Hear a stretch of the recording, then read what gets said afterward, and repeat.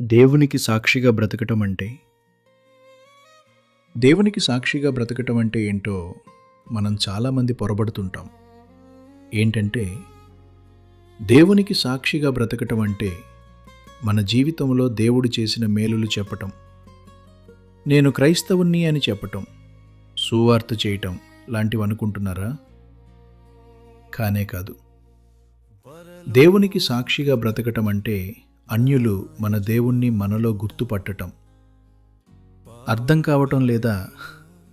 మనం క్రీస్తు మార్గంలో నడుస్తున్నప్పుడు నిన్ను కొందరు నీ మాటలను బట్టి, నీ విధానాన్ని బట్టి, నువ్వు చూపించే ప్రేమని బట్టి, నీ క్షమించే మనసును బట్టి నిన్ను అవహేళనగా లేదా మానవతతో నువ్వు దేవుని బిడ్డవా, మీరు దేవుణ్ణి నమ్ముకున్నవాళ్ళ, మీరు క్రైస్తవులా అని వెంటనే అనేస్తారు.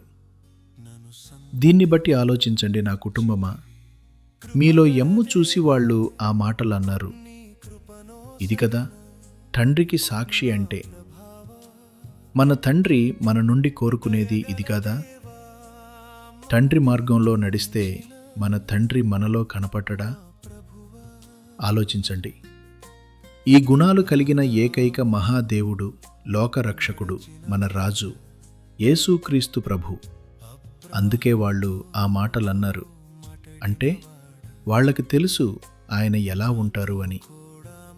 సాతాను చేరలో ఉన్నందున వాళ్ళు రాలేకపోతున్నారు, తండ్రి ప్రేమను తెలుసుకోలేకపోతున్నారు. ఈ చివరి రోజుల్లో మనమందరం వాళ్ళ గురించి ప్రార్థన చేద్దాం. వాళ్ళు కూడా మన కుటుంబమే. తప్పిపోయిన మన అన్నతమ్ములు, అక్కా చెల్లెళ్ళు